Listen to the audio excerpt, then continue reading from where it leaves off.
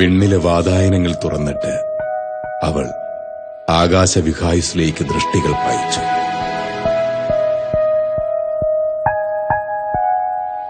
സ്വർഗലോകത്തിന്റെ ജനൽപ്പാളികളിലൂടെ തന്നെ കാത്തു പരിപാലിക്കുന്നവന്റെ ദൃഷ്ടികൾ എന്നിൽ സംരക്ഷണ വലയം തീർക്കുന്നുവോ? വചനം ആധ്യാത്മികതയുടെ വേരുകൾ തീർത്ത് ജീവിതത്തിനെ ഗ്രസിച്ച നാളുകളിൽ പ്രിയ ആദ്യമൊന്ന് അമ്പരന്നിരുന്നു.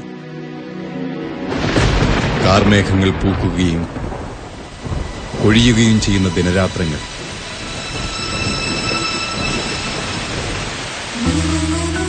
വേവലാതികൾ പൂണ്ട വേപത്തുക്കളോടെ ഒറ്റക്കിരുന്ന് വിതുമ്പും.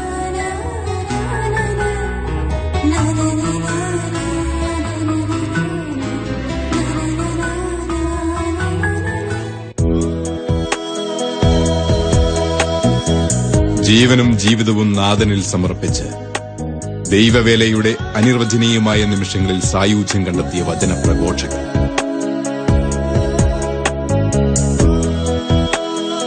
രമ്യമോഹവലയങ്ങളിൽ നിന്നും വ്യതിചലിച്ച് കുരിശിന്റെ നിഴലിൽ രക്ഷയുടെ മാർഗം കണ്ടെത്തിയ എൽവിസ് എന്ന വചന പ്രചാരകൻ.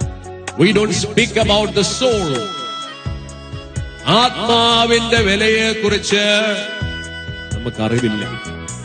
ലോകമെങ്ങും പോയി എന്റെ സുവിശേഷം പ്രഘോഷിക്കുവിൻ എന്നരുൾ ചെയ്ത നാഥന്റെ പന്ഥാവിൽ സുവിശേഷ വേലയുടെ മാനങ്ങൾ തിരയുകയും കണ്ടെത്തുകയും അത് ലോകത്തിന് പകർന്നു നൽകുകയും ചെയ്തുകൊണ്ട് എൽവിസ് കോട്ടൂരാൻ ഇന്ന് വചനപാതയിലാണ്.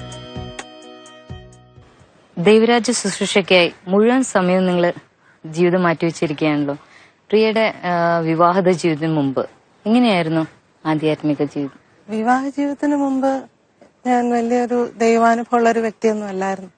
സാധാരണ ഒരു പള്ളിയിൽ പോകുന്ന ഒരു ക്രിസ്ത്യാനി, അത്രേ ഉള്ളൂ. എന്നെ കാണാൻ വന്നപ്പോൾ എന്റെ അടുത്ത് പറഞ്ഞു, ഞാൻ കർത്താവിന് വേണ്ടി ജീവിതം മാറ്റിവെച്ചിരിക്കുന്ന ആളാണ്. ജീവിതകാലം മുഴുവനും ഈശോയ്ക്കുള്ളതാണ്. ഇനി ഈശോയുടെ വേലയ്ക്ക് വേണ്ടി മാറ്റിവെച്ചിരിക്കുകയാണ്. ഞാനൊരു തീവ്രവാദിയാണ്. എനിക്കൊന്നും മനസ്സിലായില്ല സത്യം പറഞ്ഞ. ഞാൻ ഇതെന്താന്ന് ഒന്നും മനസ്സിലാവാതെ വെറുതെ ഇങ്ങനെ നിൽക്കുകയായിരുന്നു, ബ്ലിങ്ക് അടിച്ച് നിൽക്കുകയായിരുന്നു.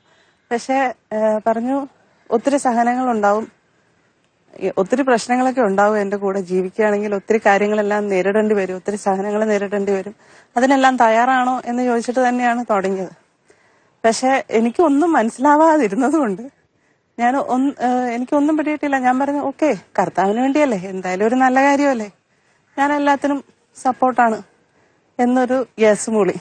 വലിയൊരു യെസ് ആയിരുന്നു അത്. അന്ന് അറിവില്ലായ്മയിൽ ഒരു യെസ് ചുമ്മാ അങ്ങ് പറഞ്ഞുവെങ്കിലും അതായിരുന്നു ആദ്യത്തെ ഞങ്ങളുടെ തുടക്കം. പിന്നീട് ജീവിതത്തില് പടിപടിയായിട്ട് കർത്താവ് ശരിക്കും ദൈവത്തിന്റെ അനുഭവം എനിക്ക് ഉണ്ടാവുകയാണ് ചെയ്തത്. ഓരോ സഹനങ്ങൾ വരുമ്പോഴും വിഷമങ്ങൾ വരുമ്പോഴും പല പല എക്സ്പീരിയൻസിലൂടെ ശരിക്കും ദൈവത്തെ അറിയുക ചെയ്തു. പടിപടിയായിട്ടാണല്ലോ എൽവിസ് ഇങ്ങനെ ഒരു ശുശ്രൂഷകനാണെന്ന് പ്രിയക്ക് മനസ്സിലായത്. അപ്പൊ പ്രിയ എങ്ങനെയാ ഈ ശുശ്രൂഷയെ നോക്കിക്കണ്ടത്? കർത്താവിന് വേണ്ടി തന്നെ ജീവിതം മാറ്റിവെച്ചൊരു വ്യക്തിയായിരുന്നു.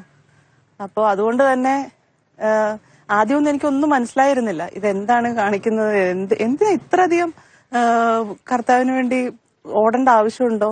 നമ്മളൊക്കെ ഒരു പരിധിക്കപ്പുറത്ത് ഒരു ക്രിസ്ത്യാനി, നമ്മള് അങ്ങനെയാണല്ലോ ജീവിക്കുന്നത്.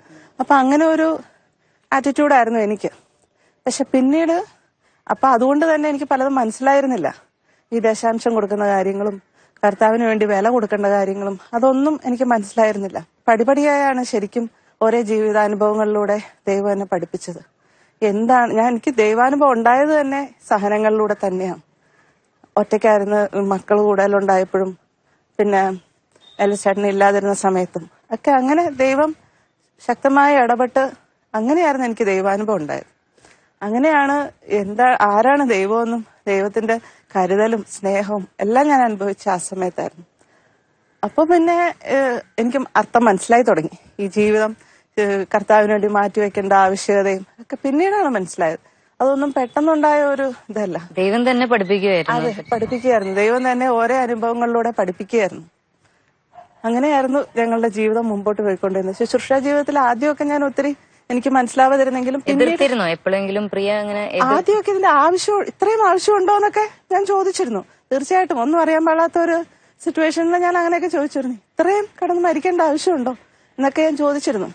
പിന്നെ സമ്പത്തിന്റെ കാര്യമാണേലും എല്ലാം കർത്താവിന് വേണ്ടി എന്നുള്ള ഒരു ആറ്റിറ്റ്യൂഡ്, അതൊക്കെ എന്നെ ശരിക്കും അത്ഭുതപ്പെടുത്തിയിരുന്നു. പക്ഷെ ഞാൻ പിന്നീട് അത് നോക്കിക്കണ്ടു, ദൈവത്തിന്റെ ആ ഒരു അനുഗ്രഹം, ദൈവത്തിന്റെ ആ സംരക്ഷണമൊക്കെ ഞങ്ങളുടെ കുടുംബത്തിൽ കിട്ടുന്നത് ഭയങ്കരമായിട്ട് ഞാൻ കണ്ടു, അനുഭവിച്ചു. അതിന്റെ ഒരു പിന്നീട് എനിക്ക് അതെല്ലാം സ്വീകരിക്കാൻ പറ്റി. പിന്നീട് ദൈവാനുഭവം ഉണ്ടായത് അങ്ങനെ തന്നെയാ, ദൈവം തന്നെയാണ് എന്നെ പഠിപ്പിച്ചത്. നമുക്ക് ഇനി അകത്തിരുന്ന് സംസാരിക്കാൻ പ്രിയ. ഇന്ന് കഷ്ടതയുടെ ദിനരാത്രങ്ങൾ ശിഷ്ടമായി ജീവിതത്തിൽ അവശേഷിക്കാതെ പുതിയ ഉണർവിന്റെ അരുണിമ പകർന്ന് ദൈവത്തിന്റെ സ്നേഹസ്പർശം ഏറ്റുവാങ്ങി പ്രിയ എൽവിസ്. ദൈവിക ചേതനയുടെ കരുത്തും സംരക്ഷണവും പ്രിയ തന്റെ ജീവിതം കൊണ്ട് എഴുതി ചേർത്ത് ലോകരോട് പറയുന്നത് വിശ്വാസ തീഷ്ണഭാവങ്ങളുടെ ആരോഹണ അവരോഹണങ്ങളെക്കുറിച്ചാണ്. സമൂഹത്തിനെതിരായിട്ടുള്ള ഈ ജീവിതം നയിക്കുമ്പോൾ പ്രിയക്കുണ്ടായ ആശങ്കകളോ ഒന്ന് പറയാമോ? തീർച്ചയായിട്ടും ഇതൊരു വലിയ ചാലഞ്ച് തന്നെയാണ്. സമൂഹത്തിൽ നിന്ന് ഒത്തിരി എതിർപ്പുണ്ട്, ഒത്തിരി പേടിപ്പിക്കുന്നുണ്ട് നമ്മളെ. എന്റെ ആരോഗ്യത്തെ കുറിച്ച് പറഞ്ഞും പിന്നെ കുട്ടികളുടെ ഭാവി പറഞ്ഞും ഇത്ര മക്കളുണ്ടായ എന്തായിരിക്കും, എവിടെ ചെന്നെത്തും, അങ്ങനെ ഒത്തിരി കാര്യങ്ങൾ പറഞ്ഞ് നമ്മളെ ഒത്തിരി ഭയപ്പെടുത്തും. പക്ഷേ ശരിക്കും ഒത്തിരി ജീവിതാനുഭവങ്ങളാണ് എന്നെ പഠിപ്പിച്ചത്. ദൈവം നമ്മളെ എന്തൊക്കെ ആണെങ്കിലും ദൈവം നമുക്ക് എല്ലാം പ്രൊവൈഡ് ചെയ്യുന്നുള്ളൊരു അനുഭവം. ഞാനൊരു ചെറിയ അനുഭവം പറയാം. ഒരിക്കൽ ഞാൻ ഓർക്കുന്നുണ്ട്, കുഞ്ഞുങ്ങളെല്ലാം തീരെ കുഞ്ഞായിരുന്നു. ആ സമയങ്ങളിലെല്ലാം നമുക്ക് ഒന്നും തന്നെ സാമ്പത്തികമായിട്ട് ഇല്ലാതിരുന്ന ഒരു സമയം ഉണ്ടായിരുന്നു. ആ സമയത്ത് അൽച്ചേട്ടൻ രാവിലെ ഓഫീസിൽ പോകുന്നവരെ ഇന്ത്യയിൽ ഒട്ടും തന്നെ പൈസ ഇല്ല അരി വാങ്ങിക്കാൻ. അപ്പൊ ഞാൻ അൽച്ചേട്ടനോട് ചോദിച്ചു, ഇന്ന് അരിക്ക് പൈസ ഒന്നുമില്ല എന്റെ കയ്യിൽ എന്ന് പറഞ്ഞു. ആകെ ഒരാൾ എന്റെ അടുത്ത് ഉത്തരം പറഞ്ഞ അത് ദൈവം തരും. ഞാൻ വിചാരിക്കുക, ദൈവം എങ്ങനെയാ പൈസ തരിക, എങ്ങനെയാ അരി കൊണ്ടുവന്ന് തരിക, ഇങ്ങനെ ഞാൻ ചിന്തിച്ചു. ഒന്നും വേണ്ടിയില്ല, ഇത്ര പറഞ്ഞുള്ളൂ, നീ പ്രാർത്ഥിച്ചോ ദൈവം തന്നിരിക്കും എന്ന് പറഞ്ഞ് അങ്ങ് പോയി. വിശ്വാസം. അതെ, പക്ഷെ ഞാൻ അന്നേരം അത്ര വളർന്നിട്ടില്ല. പക്ഷെ ഞാൻ മുട്ടിപ്പായ ഈശോയോട് പ്രാർത്ഥിച്ചു, ഈശോയെ ഒരു വഴിയില്ല, പിള്ളേർ പട്ടിണി ആവരുത്, ദൈവം തന്ന മക്കളാണ് എന്ന് പറഞ്ഞ് ഞാൻ ഒരു 3 കൊന്ത ഞാൻ എത്തിച്ചു മാതാവിനോട്. അത് കഴിഞ്ഞ് എനിക്കൊരു ഫോൺ വന്നു. ഞങ്ങൾ വാടകയ്ക്ക് താമസിക്കുകയായിരുന്നു. താഴേന്ന് ഓണർ വന്നിട്ട് പറഞ്ഞു ഒരു ഫോൺ ഉണ്ടെന്ന്. ഞാൻ പോയി ഫോൺ എടുത്തപ്പം ശരിക്കും എന്റെ ഡാഡിയാ വിളിച്ചത്. ഡാഡി പറഞ്ഞു, എടീ ഞാൻ നിനക്കൊരു സാധനം താഴെ ഒരു സഞ്ചി കൊണ്ടെന്ന് വെച്ചിട്ടുണ്ട്, അത് ഒന്ന് മേളിലോട്ട് എടുത്തോണ്ട് പോയിക്കോ. ഞാനൊന്ന് മാർക്കറ്റിൽ പോയപ്പം പെട്ടെന്ന് നിനക്ക് വേണ്ടി കുറച്ച് വാങ്ങിക്കണമെന്ന് തോന്നി, അതേ താഴെ കൊണ്ടുവന്ന് വെച്ചിട്ടുണ്ടെന്ന് പറഞ്ഞു. പക്ഷെ ഞാൻ ഓടിപ്പോയി താഴെ പോയപ്പോ നോക്കിയപ്പോ എനിക്ക് എന്താവശ്യമുണ്ടോ അത് കർത്താവ് ഒരു സഞ്ചിയിലാക്കി അവിടെ കൊണ്ടുവന്ന് വെച്ചിരിക്കുന്ന ഒരു അനുഭവമായിരുന്നു. അന്ന് ശരിക്കും അത് അൽച്ചേട്ടൻ രാവിലെ പറഞ്ഞിട്ട് പോയത് ശരിക്കും ഞാൻ അത് അനുഭവിച്ചത് അപ്പോഴായിരുന്നു. കാരണം ഒന്നുമില്ലാത്ത അവസ്ഥയിൽ കർത്താവ് പട്ടിണി കിടക്കാൻ അനുവദിക്കില്ല. കർത്താവിന് വേണ്ടി മത്തായി 6:33 അങ്ങനെയാണല്ലോ പറയുന്നത്, ആദ്യം അവിടുത്തെ രാജ്യവും നീതിയും അന്വേഷിക്കുക, ബാക്കി എല്ലാം കൂട്ടിച്ചേർന്നു. ഒരു അഡ്വക്കേറ്റായ പ്രിയ കരിയർ പോലും വേണ്ടെന്ന് വെച്ച് 13 മക്കളെ ഉദരത്തിൽ വഹിക്കുകയും 6 മക്കൾക്ക് ജന്മം നൽകുകയും ഈശോയുടെ വലിയ സമ്മാനത്തെ ഇപ്പോൾ ക്ഷമയോടെ കാത്തിരിക്കുകയും ചെയ്യുന്നു. ഇപ്പൊ ഗർഭിണിയാണ്. എത്ര മാസമായി പ്രിയ? 5 കാത്തിരിക്കുന്നു. ഇത്രയും മക്കളെ സ്വീകരിക്കാനായിട്ടുള്ള വലിയ ബോധ്യം എങ്ങനെയാ പ്രിയക്ക് കിട്ടിയത്? കർത്താവിന്റെ ദാനമാണ് മക്കൾ എന്നൊക്കെ ശരിക്കും ബോധ്യപ്പെട്ട പടിപടിയായിട്ടാണ്. ഒരു 4ാമത്തെ മക്കളൊക്കെ ആയപ്പോഴാണ് എനിക്കത് ബോധ്യപ്പെട്ടത്. പക്ഷെ അതിനേക്കാൾ ഉപരി ആദ്യം ഇത് ദൈവത്തിന്റെ ഒരു കൽപ്പനയാണ്. ഉൽപ്പത്തി 1:28 പറയുന്നുണ്ട്, സന്താന പുഷ്ടിയുള്ളവരായി നിങ്ങൾ പെരുകി ലോകത്തെ കീഴടക്കുക. അത് ദൈവം ദമ്പതികളെ കുറിച്ച് ദൈവത്തിന്റെ ഹിതം അതാണ്. അതെനിക്ക് മനസ്സിലായി. വലിയൊരു ബോധ്യത്തിലല്ലെങ്കിൽ പോലും ഞാനത് സ്വീകരിക്കാൻ തയ്യാറായി. അതിന്റെ ഒരു ദൈവത്തിന്റെ പറഞ്ഞ പോലെ നമ്മള് ഒരു വില കൊടുക്കണം, കർത്താവിന് വേണ്ടി നമ്മൾ ഒരു വില കൊടുക്കണം, അല്ലാതെ നമുക്കൊന്നും നേടാൻ പറ്റില്ല. അങ്ങനെ ഞാൻ എന്റെ കരിയർ, എന്റെ സ്വപ്നങ്ങളും എല്ലാം ഞാൻ മാറ്റിവെച്ചു. തീർച്ചയായിട്ടും ഒരമ്മയാകാന്ന് വെച്ചാൽ നമുക്ക് ജോലിയും ഈ കുടുംബജീവിതത്തിൽ ഇത്രയും മക്കളും അത് ഒരുമിച്ച് കൊണ്ടു നടക്കുക. സഹായിക്കാൻ ആരെങ്കിലും ഉണ്ടായിരുന്നു? പേരൻസോ? ആദ്യമൊക്കെ ഉണ്ടായിരുന്നു, പക്ഷെ പിന്നീട് കുറെ മക്കളായപ്പോ ആർക്കും അവരുടെ ഒരു അവര് നിർത്താനൊക്കെ പറയുമായിരുന്നു. പക്ഷെ നമ്മൾക്ക് നമ്മൾ ദൈവത്തിന് ഇഷ്ടമല്ലാത്ത കാര്യമാണ്, ഒരിക്കലും അത് ഞാൻ ചെയ്യില്ല എന്ന് പറഞ്ഞപ്പോൾ തന്നെ ജീവന് വേണ്ടി നിലനിൽക്കുന്നതുകൊണ്ട് തന്നെ അവര് തീർച്ചയായിട്ടും പിന്നീട് സഹായങ്ങളെല്ലാം എല്ലാവരുടെയും കുറയും, സമൂഹത്തിന്റെയും കുറയും, പേരൻസിന്റെയും കുറയും, എല്ലാവരുടെയും പേടിപ്പിക്കും, ആരോഗ്യം നഷ്ടപ്പെടും. അതെ അതെ. അപ്പൊ ശരിക്കും കർത്താവ് തന്നെയായിരുന്നു സഹായം. ജീവനുള്ള കർത്താവ് ഇറങ്ങി വന്ന് എന്നെ സഹായിച്ച പല അനുഭവങ്ങളും എനിക്ക് ഉണ്ടായിട്ടുണ്ട്. വയറ്റിലൊരു കുഞ്ഞ്, ഒക്കത്തൊരു കുഞ്ഞ്, താഴെ ഒരു കുഞ്ഞ്, അങ്ങനെയുള്ള എല്ലാവരും അത്ര ഗ്യാപ്പില്ല അല്ലേ, ഒരു 1.5 വയസ്സ് 2 വയസ്സ്. അപ്പൊ ആ ഒരു സമയത്തെല്ലാം ശരിക്കും നല്ല ദൈവാനുഭവത്തിന്റെ കാലഘട്ടമായിരുന്നു. ഞാൻ പറയും ശരിക്കും ഒരു ഹണിമൂൺ ടൈമായിരുന്നു ഈശോയായിട്ട്. അതായിരുന്നു ശരിക്കും എന്റെ ഏറ്റവും വലിയ അസറ്റ് എന്റെ ലൈഫില്. ഞാൻ അനുഭവിച്ച ദൈവത്തോടു കൂടെയുള്ള ആ സഹനത്തില് ദൈവം എന്നെ സഹായിച്ച ആ നിമിഷങ്ങളായിരുന്നു ഏറ്റവും എന്റെ ജീവിതത്തിൽ വിലപ്പെട്ടത്. ഇന്നും അത് തന്നെയാണ് എന്നെ പിടിച്ചു നിർത്തുന്നത്. പ്രിയ പലപ്പോഴും പറഞ്ഞിട്ടുണ്ട് ഇങ്ങനെ മാലാഖമാര് പ്രിയയുടെ ചുറ്റുമുണ്ടായിട്ടുണ്ട്, അവര് വിശുദ്ധരുടെ സാന്നിധ്യമൊക്കെ പ്രിയ അനുഭവിച്ച് എന്റെ അടുത്ത് ഇങ്ങനെ ഷെയർ ചെയ്തിട്ടുണ്ട്. പ്രിയ അതൊക്കെ ഒന്ന് പറയാമോ? ഇത്രയും റിച്ച് ആയിട്ടുള്ള ഒരു കമ്മ്യൂണിയൻ ഓഫ് സെയിൻസ് ശരിക്കും ഞാൻ പറയാം അൽഫോൻസാമ്മയൊക്കെ എന്നെ ഒത്തിരി സഹായിച്ചിട്ടുണ്ട്. ഒത്തിരി ഞാൻ ഓർക്കുന്നുണ്ട്, എൽവിസേട്ടൻ ദൂരെ പോകുന്ന ശുശ്രൂഷയ്ക്കായി ദൂരെ പോകുന്ന സമയങ്ങളിലെല്ലാം എന്തെല്ലാം ചെയ്യണം, പിള്ളേരുടെ എന്ത് വിട്ടുപോയി, എന്ത് ജോലി വിട്ടുപോയി, അതുവരെ എന്നെ ശരിക്കും അൽഫോൻസാമ്മ ഓർമ്മിപ്പിച്ചു തന്നിട്ടുണ്ട്. ഞാൻ പറയും വീടിനകത്ത് മുഴുവനും വിശുദ്ധരും മാലാഖമാരുമായിരുന്നു ആ സമയത്ത്. പിള്ളേർ തീരെ കുഞ്ഞുങ്ങളെ അവരെ സംരക്ഷിക്കണേന്നൊക്കെ പറയുമ്പോൾ ശരിക്കും സംരക്ഷണം ഞാൻ അനുഭവിച്ചറിഞ്ഞിട്ടുണ്ട്. അല്ലെങ്കിൽ നമ്മളെ കൊണ്ടൊന്നും പറ്റുന്ന കാര്യമല്ല ഇത്. നമുക്ക് ഒരു കൊച്ചിനെ പോലും 1-2 നമുക്ക് നോക്കാൻ പറ്റും, പിന്നെ 3-4 കഴിഞ്ഞ അത് പറഞ്ഞ നമ്മള് ശരിക്കും കർത്താവിൽ ആശ്രയിക്കാൻ നമ്മൾ പഠിക്കും. അതാണ് ശരിക്കും കുറെ മക്കളുണ്ടായപ്പോൾ എന്റെ ജീവിതത്തിലുണ്ടായ ഒരു അനുഭവം. ശരിക്കും മാലാഖമാരുടെ ഒരു സാന്നിധ്യവും വിശുദ്ധരുടെ സഹായവും അവരുടെ മധ്യസ്ഥവും എല്ലാം ശരിക്കും അനുഭവിച്ചറിയായിരുന്നു. എന്നാ നമുക്കിനി ഒരു ചായ ആവാം.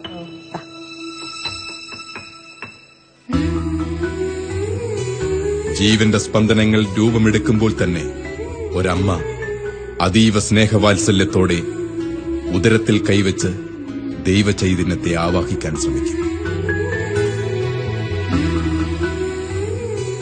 ഭ്രൂണത്തിൽ ഉരുവായ 6 ജീവനുകളെ കർത്താവ് ചോദിച്ചു വാങ്ങിയപ്പോൾ അവരുടെ നിയോഗങ്ങൾ കർത്താവ് സ്വർഗത്തിൽ ഒരുക്കിയിട്ടുണ്ടെന്നുള്ള തിരിച്ചറിവ് സമർപ്പണത്തിന്റെ തീഷ്ണതയിലൂടെ അവൾ സ്വയം തിരിച്ചറിയുന്നു. എങ്ങനെയാ പ്രിയ മക്കളുടെ പഠിത്തവും കാര്യങ്ങളും കുടുംബം എങ്ങനെ ഒറ്റയ്ക്ക് മാനേജ് ചെയ്യണേ? ദൈവമായിരുന്നു കുടുംബം നടത്തിയെന്ന് തന്നെ പറയാം. ശരിക്കും ദൈവം എന്നെ പഠിപ്പിക്കുകയായിരുന്നു. പരിപൂർണമായും ദൈവത്തിൽ ആശ്രയിക്കാനുള്ള ആ ഒരു പഠന സമയമായിരുന്നു അത്. ശരിക്കും ഞാൻ ഇപ്പോഴും ഓർക്കുന്നുണ്ട്, എന്റെ 8ാമത്തെ പ്രഗ്നൻസിയില് മുഴുവൻ നേരവും ഞാൻ കിടപ്പായിരുന്നു. എനിക്ക് ബ്ലീഡിംഗ് ആയിട്ട് ഞാൻ കിടപ്പായിരുന്നു. ആ ടൈമില് ഇങ്ങനെ ഒരു ശുശ്രൂഷയ്ക്ക് പോകേണ്ട ഒരു അവസരം വന്നു. അപ്പോഴെല്ലാരും എതിർത്ത്, ഈ ഒരു സമയത്താണോ, ഓസ്ട്രേലിയയിൽ പോകണമായിരുന്നു 2 മാസത്തേക്ക്, അപ്പോ ഈ ഒരു സമയത്താണോ ഇങ്ങനെ പോകുന്നതെന്നൊക്കെ എല്ലാരും പറഞ്ഞപ്പോഴും ഞാൻ പറഞ്ഞു ദൈവം പരിപാലിക്കും. അതൊരു ശരിക്കും അത് കർത്താവ് പഠിപ്പിച്ച ഒരു കാര്യമായിരുന്നു. ഇപ്പോഴും എൽവിസേട്ടൻ ഇല്ലാത്ത സമയത്ത് മക്കളുടെ കാര്യങ്ങളും എല്ലാം എന്നെ സഹായിച്ചുകൊണ്ടിരുന്ന ഈ പറഞ്ഞ അൽഫോൻസാമയും വിശുദ്ധന്മാരും എല്ലാവരും ആയിരുന്നു കേട്ടോ. ശരിക്കും ഞാൻ ഓർക്കുന്നുണ്ട്, പല അവസരങ്ങളിലും മക്കൾക്കെല്ലാം ഓരോ വിശുദ്ധന്മാരെ കൊടുത്തിരിക്കുക. ഓരോ വിശുദ്ധന്മാരാണ് ആ മക്കൾക്ക് വേണ്ടി പ്രാർത്ഥിക്കുന്നത്. അതുകൊണ്ട് ഒത്തിരി കാര്യങ്ങൾ എളുപ്പമായിരുന്നു. പഠനകാര്യമാണേലും അവരുടെ ആരോഗ്യകാര്യമാണെങ്കിലും അവരുടെ സ്വഭാവത്തിന്റെ ഒരു കുറവുകളും എല്ലാം ഈ വിശുദ്ധന്മാരാണ് ശരിക്കും നികത്തിക്കൊണ്ടിരുന്നത്. അതൊരു വലിയൊരു അനുഭവമായിരുന്നു. വലിയൊരു വില കൊടുത്തിട്ടുണ്ട് പ്രിയ അല്ലേ? ഞാൻ കേട്ടിട്ടുണ്ട് ഇങ്ങനെ ഓരോ ശുശ്രൂഷകന്റെ പുറയിലുള്ള ശക്തി ഭാര്യയാണ്. പ്രിയക്ക് അങ്ങനെ എന്തെങ്കിലും ഒരു അനുഭവം പറയാൻ പറ്റുമോ പ്രിയ? എന്റെ 5ാമത്തെ മിസ്കാരേജിന്റെ സമയത്തെ ഹോസ്പിറ്റലിൽ ഇങ്ങനെ റെഡിയായിട്ട് ഇങ്ങനെ കിടക്കുന്ന സമയത്ത് ശരിക്കും ഒരു ശുശ്രൂഷ ഏറ്റെടുത്ത ഒരു സമയമായിരുന്നു. എൽവിസേട്ടന് പോകേണ്ടി വന്നു. അപ്പൊ എന്നോട് ചോദിച്ചു പോട്ടേന്ന് ചോദിച്ചു. പക്ഷെ ആ സമയത്ത് മിസ്കാരേജ് എന്ന് പറഞ്ഞാൽ ശരിക്കും പ്രിയ ബ്ലീഡിംഗ് ആണോ അതോ എങ്ങനെയാ അറിയുന്നത്? അത് ഹാർട്ട് ബീറ്റ് നിന്നുപോയതാ. 6 മാസത്തില് കുഞ്ഞുമാവയ്ക്ക് ഹാർട്ട് ബീറ്റ് ഇല്ലാതായി. ഒരു ഡെലിവറി പോലെ തന്നെ ആയിരുന്നു ശരിക്കും. അപ്പൊ അതൊരു റിസ്കി സിറ്റുവേഷൻ ആയിരുന്നു ആ സമയത്ത്. അപ്പോ ഇങ്ങനെ ഒരു ശുശ്രൂഷ ഉണ്ടെന്ന് എനിക്കറിയാമായിരുന്നു. അപ്പൊ എന്നോട് ചോദിച്ചു ഞാൻ പോയിക്കോട്ടെ എന്ന് ചോദിച്ചു. അപ്പൊ ഞാൻ പറഞ്ഞു ധൈര്യമായിട്ട് പോയിക്കോ, കുഴപ്പമില്ല, ദൈവം നോക്കിക്കോളൂ എന്ന് പറഞ്ഞു. മമ്മിയൊക്കെ ഉണ്ടായിരുന്നു കൂടെ, എങ്കിൽ പോലും ഹസ്ബൻഡ് ഉള്ള പോലെ ആവില്ലല്ലോ. അങ്ങനെ അങ്ങനെ ഞാനൊന്നും പറഞ്ഞു വിട്ടു. ദൈവമായിരുന്നു ശരിക്കും പരിപാലിച്ചത്, ശക്തി തന്നതെന്ന് തന്നെ പറയാം. ആ ഒരു സമയത്ത് നമ്മൾ ഒറ്റപ്പെട്ടു പോകുന്ന സമയമാണ് അതെല്ലാം. അതുപോലെ തന്നെ ഒരു അനുഭവമായിരുന്നു എന്റെ 12ാമത്തെ മിസ്കാരേജിന്റെ സമയത്തും ഇതുപോലെ തന്നെയായിരുന്നു. അന്ന് പക്ഷെ ഒരു ശുശ്രൂഷ ഏറ്റെടുത്ത ഒരു സമയം തന്നെയായിരുന്നു. അന്ന് വീട്ടിലായിരുന്നു. കുഞ്ഞുവാവ് മരിച്ചു എന്ന് അറിഞ്ഞു. ഡോക്ടർ ബ്ലീഡിങ്ങിന് മരുന്ന് തന്നു, എന്നിട്ട് വീട്ടിലോട്ട് വിട്ടു.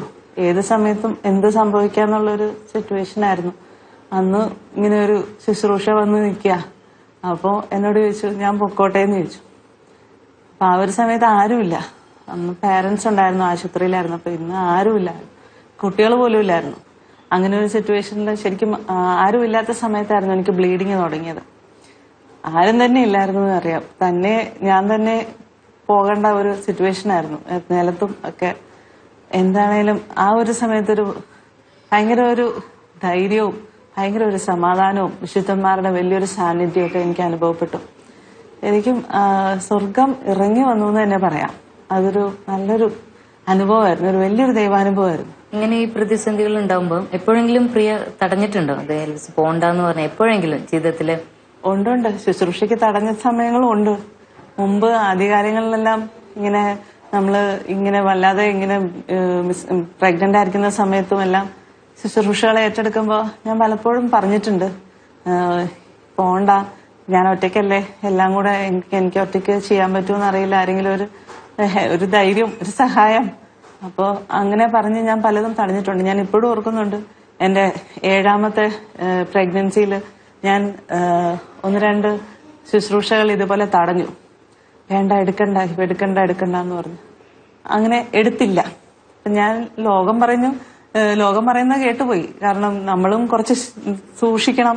ആ ഒരു സമയത്ത് നമ്മൾ നമ്മുടേതായ ഒരു കുഞ്ഞിനൊരു കെയർ കൊടുക്കണം എന്ന് പറഞ്ഞതുകൊണ്ട് ഞാൻ പല ശുശ്രൂഷ വേണ്ടാന്ന് പറഞ്ഞ് വീട്ടിലിരുത്തി.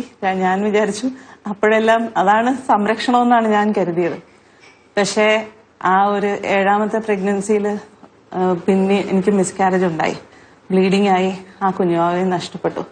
അന്ന് എനിക്ക് മനസ്സിലായി സംരക്ഷണം ദൈവമാ തരുന്നത്, അല്ലാതെ നമ്മളൊന്നും കാത്താലൊന്നും ഒന്നും ആവില്ല. ശരിക്കും സംരക്ഷണം ദൈവം തന്നാലേ സംരക്ഷണം ഉള്ളൂ എന്നുള്ളൊരു ബോധ്യം ആ സമയത്ത് കിട്ടി. അതുകൊണ്ട് തന്നെയാണ് എന്റെ 8ാമത്തെ പ്രഗ്നൻസിയിൽ ഞാൻ ശരിക്കും അങ്ങ് വിട്ടുകൊടുത്തു. 2 മാസം ഓസ്ട്രേലിയയിലായിരുന്നു. ആ ഒരു ടൈമില് ഞാനാണെങ്കിൽ ബ്ലീഡിംഗ് ആയിട്ട് കിടപ്പായിരുന്നു. പക്ഷെ ആ ഒരു ടൈമില് എനിക്ക് ഭയങ്കര ഒരു ശക്തിയായിരുന്നു. ഞാൻ പറഞ്ഞു ഒരിക്കലും ശുശ്രൂഷ ജീവിതത്തിൽ നമ്മൾ തടസ്സം എടുക്കാതെ ഒരിക്കലും നടന്നിട്ടില്ല. കാരണം അന്ന് എനിക്ക് ബോധ്യപ്പെട്ടു ദൈവമാണ് സംരക്ഷിക്കുന്നത്, അല്ലാതെ ഭർത്താവ് കൂടെ ഉണ്ടായതുകൊണ്ടൊന്നും കൊച്ചു പോകാതിരിക്കുകയോ ഒന്നുമില്ല. ദൈവമാണ് പരിപാലിക്കുന്നത് എന്നുള്ളൊരു വലിയ ബോധ്യം ആ സമയത്ത് ദൈവം എനിക്ക് തന്നു. പിന്നെ ഈ 6 മക്കള്, അവരുടെ ഭാവി ഒരു അമ്മ എന്ന നിലയില് പ്രിയക്ക് ശരിക്കും ഒത്തിരി ആങ്സൈറ്റീസ് ഉണ്ടാവും. അതായത് മക്കളുടെ പഠിത്തം, അവരെ നല്ല പ്രൊഫഷനിൽ എത്തിക്കണം, അവരുടെ കല്യാണം കഴിപ്പിച്ചു വിടണം, അങ്ങനത്തെ അവർക്ക് സെക്യൂരിറ്റി അങ്ങനെ എന്തെങ്കിലും കരുതി വെക്കണം, അങ്ങനെയൊക്കെ. അങ്ങനെ വല്ല ചിന്തകളും മനസ്സിനെ അകലപ്പെടുത്തിയിട്ടുണ്ടോ? ആകുലതകൾ ഉണ്ടായിരുന്നു ആദ്യകാലങ്ങളിലെല്ലാം. ശരിക്കും ആൾക്കാർ പേടിപ്പിക്കുമ്പോഴും അങ്ങനെ, എന്താണ് നിങ്ങളിങ്ങനെ 4 പെൺപിള്ളേരാണ്, മൂത്ത മോളാണ്. അതെ, ഇപ്പോഴത്തെ കാലത്ത് എല്ലാവരും ഉണ്ടാകുന്നതിന് മുമ്പേ കെട്ടിക്കുന്ന ഒരു സെക്യൂരിറ്റി കരുതുന്ന ഒരു കാലഘട്ടമാണല്ലോ. അപ്പോൾ അങ്ങനെ ലോകം തരുന്നുണ്ടായിരുന്നു അങ്ങനെ ഒരു ഉത്കണ്ഠ തരുന്നുണ്ടായിരുന്നു. പക്ഷെ എങ്കിൽ പോലും ഞങ്ങൾ തീരുമാനിച്ചായിരുന്നു ഒരിക്കലും അത് കർത്താവിലാണ് സെക്യൂരിറ്റി നമ്മൾ തേടേണ്ടത്. നിക്ഷേപം അവിടെയാണ്, അല്ലാതെ നമ്മളൊന്നും കൂട്ടി വെച്ചിട്ട് ഒന്നും നമുക്ക് നേടാൻ പറ്റില്ല എന്നുള്ളൊരു ആ ബോധ്യം കിട്ടിയതിനനുസരിച്ച് തന്നെ ഞങ്ങളൊരു തീരുമാനം എടുത്തു. ഇനി മുതല് ഞങ്ങളുടെ ഫാമിലി, കുടുംബത്തിലുള്ള ആരും സ്വർണം ഉപയോഗിക്കില്ല എന്ന്. അങ്ങനെ സ്വർണം മാറ്റി വെച്ചു. എനിക്ക് കിട്ടിയതെല്ലാം ഞാൻ തിരിച്ചു കൊടുത്തു, തിരിച്ച് പാരന്റ്സിനെ എല്ലാം ഏൽപ്പിച്ചു. വിലപിടിപ്പുള്ള എല്ലാ സാരികളും മാറ്റി. അങ്ങനെ കർത്താവിന് വേണ്ടി അതെല്ലാം മാറ്റി വെക്കുകയായത്. ഒന്നിനോടും വെറുപ്പുണ്ടായിട്ടോ ഒന്നുമല്ല, എല്ലാം നല്ലതെന്ന്. പക്ഷെ അത് വേണ്ടാന്ന് വെച്ചു. അങ്ങനെ ഒരു കഷ്ടം വേണ്ടാന്ന് വെച്ചു. അത് അല്ല, ആശ്രയം മുഴുവൻ ദൈവത്തില്. അതെ, കർത്താവിൽ ആശ്രയിക്കാൻ. ഇപ്പോഴത്തെ എല്ലാവരുടെയും സെക്യൂരിറ്റി. കുറച്ച് സ്വർണ്ണം ഉണ്ടല്ലോ, അത് മൂത്ത മോൾക്ക് വേണ്ടി കൊടുക്കാം, അങ്ങനെ സൂക്ഷിച്ചു വെക്കും. പക്ഷെ എല്ലാം ദൈവത്തിന്. അതെ അതെ, അതിലെ സെക്യൂരിറ്റി കാണാതെ, സ്വർണത്തിലോ പൈസയിലോ ബാങ്ക് ബാലൻസിലോ ഒന്നും സെക്യൂരിറ്റി കാണാതെ പരിപൂർണമായി കർത്താവിൽ ആശ്രയിക്കണമെങ്കിൽ നമ്മൾ ഇതങ്ങ് വിട്ടുകൊടുക്കണം. ഇതങ്ങ് കൊടുത്താൽ മാത്രമേ ആ ഒരു ഫ്രീഡം കിട്ടുള്ളൂ. അങ്ങനെയാണ് ഞങ്ങൾ ട്രസ്റ്റ് ഇൻ ദ ലോർഡ് എന്ന് പറയാൻ പറ്റും അല്ലേ? അല്ലെങ്കിൽ അവിടെ ഇവിടെ ഒരു. അതെ അതെ, നമ്മുടെ പിടുത്തം എപ്പോഴും അവിടെ ആയിരിക്കും. അങ്ങനെ ഒരു വിടുതലായിരുന്നു അത്. ശരിക്കും ജീവിച്ചു വന്നപ്പോഴേക്ക് അത് ശരിക്കും കംപ്ലീറ്റ് ആയിട്ട് അതിൽ നിന്നൊരു ഫ്രീഡം കിട്ടി. കംപ്ലീറ്റ് സെക്യൂരിറ്റി കർത്താവിൽ നിന്ന് മാത്രമാണെന്നുള്ള ഒരു വലിയ ബോധ്യമായിരുന്നു ദൈവം തന്നത്. കരുതൽ ദ്രവ്യങ്ങൾ ഒന്നും കാത്തുവെക്കാതെ ദൈവിക ദർശനങ്ങളാണ് നാളെയുടെ അപ്പം എന്ന ബോധോദയത്തിൽ ജീവിതം മാറ്റി ഇവർ.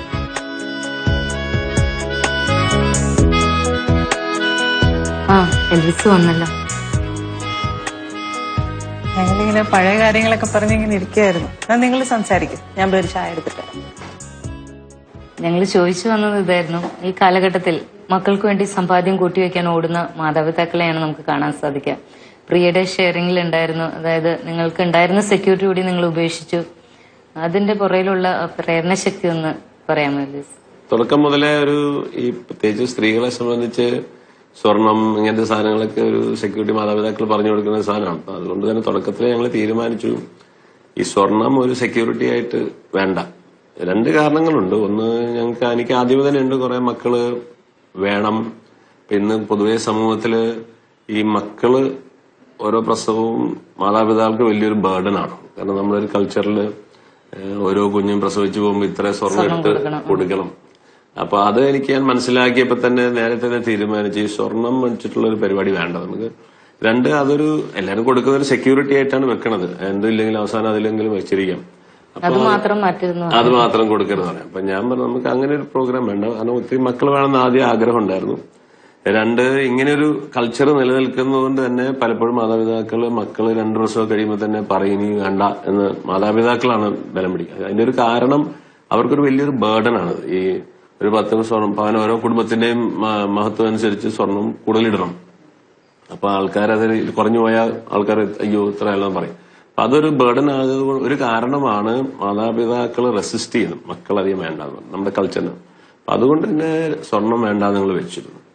2, സ്ത്രീകളെ സംബന്ധിച്ചിടത്തോളം ഇതൊരു വലിയൊരു വിഗ്രഹം പോലെയാണ്. ദൈവത്തിനേക്കാൾ ഉപരി ഒരു ആശ്രയത്വം അതിനകത്ത്. അതുകൊണ്ട് തന്നെ അത് വേണ്ടാന്ന് ഞങ്ങൾ ആദ്യം തീരുമാനിച്ചു. പക്ഷെ അതിന്റെ ഒരു ഫലമായിട്ട് കുടുംബത്തില് ദൈവത്തിന്റെ പരിപാലന കാണാനായിട്ട് സാധിച്ചു. പ്രത്യേകിച്ച് ഞങ്ങളുടെയൊക്കെ ജോലിയിലൊക്കെ ഞാനൊക്കെ ആദ്യം ജോലി കയറുമ്പോൾ തന്നെ ഒരു 1000-1200 രൂപ സാലറിയിലാണ് ഞങ്ങളുടെ കുടുംബം ആരംഭിക്കണം. പക്ഷെ ഒരു 2-2.5 വർഷം കൊണ്ട് ഞാൻ ആ സ്ഥാപനം ഒരു സെയിൽസ് എക്സിക്യൂട്ടീവ് ആയിട്ട് സ്ഥാപനത്തിൽ ജോലിക്ക് കയറിയതാണ്. അവിടെ നിന്ന് ജനറൽ മാനേജറായി ഇന്ത്യയിലെ നമ്പർ 1 ജനറൽ മാനേജർ പൊസിഷനിലേക്ക് എത്തി. 50,000-60,000 രൂപ സാലറി ആയി. അപ്പൊ അത്രയും കാലഘട്ടങ്ങളിൽ ദൈവത്തില് ശരണം വെച്ചപ്പോൾ ദൈവം അത്രയും ഉയർത്തുകയാണ്. പിന്നെ ആ കമ്പനിയിൽ തന്നെ എനിക്കറിയാം ഞങ്ങൾ ഒത്തിരി കടബാധ്യതയുള്ള ഒരു സ്ഥാപനത്തിൽ ഞാൻ ജോലി ചെയ്തിരുന്നത്. അപ്പൊ 8 കോടി രൂപ കടമുണ്ടായിരുന്നു. പക്ഷെ ആ കടത്തിൽ നിൽക്കെ തന്നെ ഞാനൊരു കാറ് സെയിൽസിലാണ് പ്രത്യേകിച്ച് മിത്സുബിഷിയുടെ ലാൻസർ കാറിന്റെ ഒരു സെയിൽസ് ഡിവിഷനാണ്. അതിന്റെ ജനറൽ മാനേജറായിട്ടാണ് വർക്ക് ചെയ്യുന്നത്. അപ്പോ ഒരു 10 ലക്ഷം രൂപയുടെ ഏകദേശം ഒരു 800-1000 കാറ് 1 രൂപ പോലും ഞങ്ങളിൽ ഇല്ലാണ്ട് വിൽക്കാനായിട്ട് ദൈവം ഹെൽപ്പ് ചെയ്തു. അങ്ങനെ ഒരു ദൈവത്തിന്റെ ഒരു അത്ഭുതകരമായി മരുഭൂമിയിലൊക്കെ 40 വർഷം ഇസ്രായേൽ ജനത്തിനെ നടത്തിയ ഒരു ദൈവം, അതേപോലെ അനുഭവം എന്റെ ബിസിനസ്സിലും ജോലിയിലൊക്കെ കാണാൻ സാധിച്ചപ്പോൾ പിന്നെ ഞങ്ങൾക്ക് വേറൊന്ന് ചിന്തിക്കേണ്ട ആവശ്യമില്ല. കാരണം ദൈവം പരിപാലിക്കും എന്നുള്ള വലിയ ബോധ്യമായി. അപ്പൊ അത് തന്നെ ഞങ്ങളെ ആ ജോലി റിസൈൻ ചെയ്യാനും ഒരു പ്രേരകമായി. അപ്പൊ പ്രിയപ്പോഴത്തേക്കൊക്കെ അത് മനസ്സിലാക്കി ഞങ്ങൾ അത്രമാത്രം ദൈവം അനുഗ്രഹിക്കുന്നുണ്ട്. ഒന്നുമില്ലായ്മ തുടങ്ങിയതാണ്.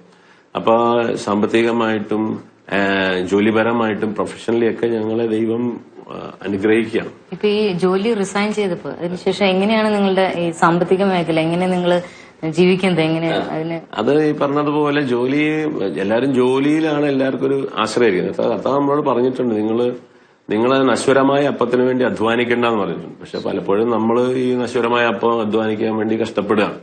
അത് ദൈവമാണ് തരേണ്ടത് നശ്വരമായ അപ്പം. നമ്മളോട് അധ്വാനിക്കാൻ പറഞ്ഞിരിക്കുന്നത് നിത്യജീവന്റെ അപ്പനത്തിന് വേണ്ടിയിട്ട്. അപ്പൊ നമ്മുടെ ജോലിയും ശുശ്രൂഷയൊക്കെ നിത്യജീവൻ പ്രാപിക്കാനുള്ള മറ്റുള്ളവരെ ആത്മരക്ഷയ്ക്ക് കൂടിയിട്ടുള്ള ഒരു മേഖലയാണ്. നമുക്ക് ജോലിയല്ല ദൈവം, ശുശ്രൂഷയാണ്. അപ്പൊ അങ്ങനെ അത് കണ്ടപ്പം ദൈവം അത്ഭുതകരമായിട്ട് ആ ബിസിനസ്സിലൊക്കെ ഇടപെടുന്ന കാണണം. അപ്പം 1 രൂപ പോലും ഡെപ്പോസിറ്റ് ഇല്ലാണ്ട് 800,000 കാറ് വിൽക്കുന്ന ഏകദേശം 100 കോടി രൂപയുടെ 1000 കോടി രൂപയുടെ ബിസിനസ്സാണ് ചെയ്യുന്നത് 3 വർഷം കൊണ്ട്. അത്രയും ദൈവം ഒന്നുമില്ലായ്മ നടത്തി കഴിഞ്ഞപ്പോൾ പിന്നെ ഞങ്ങൾക്ക് ജോലി എന്ന് പറഞ്ഞ സാധനത്തിന്റെ ആവശ്യമില്ലാന്ന് മനസ്സിലായി. കാരണം God will provide, definitely provide. പഴയ നിയമത്തിലൊക്കെ പറയുന്ന ആ ദൈവത്തെ ഞങ്ങൾ അനുഭവിക്കുകയായിരുന്നു. മരുഭൂമിയിൽ 40 വർഷം ഒരു ജനത്തെ പരിപാലിച്ച ദൈവം, ഒന്നുമില്ലായ്മ ദൈവം പരിപാലിക്കുന്ന ബോധ്യം. അപ്പൊ പ്രിയയ്ക്കും അതൊരു വലിയ അനുഭവമായതുകൊണ്ട് ആ ജോലി ഞങ്ങൾ റിസൈൻ ചെയ്യുന്ന സമയം വന്നപ്പോൾ കർത്താവിന് വേണ്ടി ഇനി ഇറങ്ങണം. അത്രമാത്രം ഞങ്ങളെ ദൈവം അനുഗ്രഹിച്ചിട്ടുണ്ട്. ആ ദൈവത്തിന് പകരം എന്തെങ്കിലും കൊടുക്കണം എന്നുള്ളൊരു ആശയത്തിലാണ് ഞങ്ങൾ രണ്ടുപേരോട് തീരുമാനിച്ചത്. ഇപ്പൊ ഫുൾ ടൈം ഇതിലേക്ക് ഇറങ്ങണം. അപ്പോഴും ദൈവം പ്രൊവൈഡ് ചെയ്യണം. പല വ്യക്തികളിലൂടെ ഞങ്ങളെ പ്രൊവൈഡ് ചെയ്യണം. ഏറ്റവും വലിയ ഒരു പ്രൊവിഷൻ ഞങ്ങളുടെ പേരൻസ് തന്നെയാണ്. They are supporting us. എന്റെ അപ്പൻ, അമ്മ, ബ്രദർ, പിന്നെ എന്നെ വെൽഫെയർ ചെയ്യുന്ന സ്നേഹമുള്ള ഒത്തിരി പേര് ഞങ്ങളെ സപ്പോർട്ട് ചെയ്യുന്നു. അപ്പൊ ആ ഒരു പ്രൊവിഷനിൽ നിന്ന് പോകുന്നു. ഇന്നിപ്പോ ഞങ്ങൾ സ്വന്തമായ ഒരു മിനിസ്ട്രി സ്റ്റാർട്ട് ചെയ്തു, ഡിവൈൻ മേഴ്സി ഫെലോഷിപ്പ്. അവിടെ ഒത്തിരി പേരുണ്ട്. അപ്പൊ അങ്ങനെ എല്ലാം കൂടി വരുന്നപ്പോൾ ദൈവം ആവശ്യത്തിൽ കൂടുതൽ പ്രൊവൈഡ് ചെയ്യുന്നു. എന്ന് ഞങ്ങളുടെ കൂടെ ഏകദേശം ഒരു 10-15 ഫാമിലീസ് ഉണ്ട്. അപ്പൊ അതിലൊരു 10-30 പിള്ളേരുണ്ട്. എല്ലാം കൂടി വരുമ്പോഴത്തേക്ക് ഒരു കമ്മ്യൂണിറ്റി ആയിട്ട് ഞങ്ങൾ ഇങ്ങനെ വളർന്നു വരുമ്പോൾ ദൈവം അവിടെ എല്ലാം പ്രൊവൈഡ് ചെയ്യണം. അതിന്റെ എക്സ്പീരിയൻസ് എന്റെ ബിസിനസ്സിൽ എനിക്ക് കിട്ടിയ ഒരു ധൈര്യമാണ്. കാരണം ഒന്നുമില്ലായ്മയിൽ ദൈവം 1000 കോടി രൂപയുടെ ഒരു ബിസിനസ് ചെയ്യാൻ ദൈവം തന്നു കഴിഞ്ഞപ്പോൾ പിന്നെ നമുക്കൊരു ഭയമുണ്ടായില്ല. അപ്പൊ അത് പ്രിയയും കണ്ടു.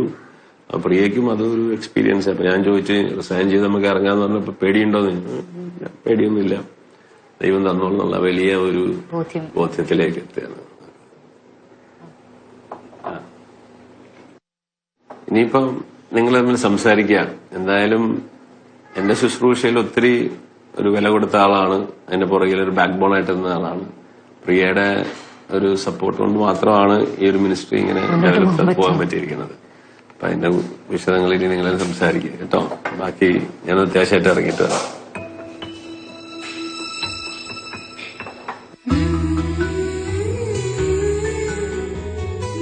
നാഥ, കറുത്തിരുണ്ട കാലത്തിന്റെ കിതപ്പുകൾ നീ അറിയുന്നുവല്ലോ. വേദനമുറ്റുന്ന ഈ ജനതയുടെ നെടുവീർപ്പുകൾ നീ കാണുന്നുവല്ലോ. നാഥ, തീരാ ദുഃഖത്തിന്റെ ഭാണ്ഡങ്ങൾ പേറുന്ന ഞങ്ങളെ നീ നിന്റെ തിരുഹൃദയ സ്പന്ദനത്താൽ ജ്വലിപ്പിക്കണമേ.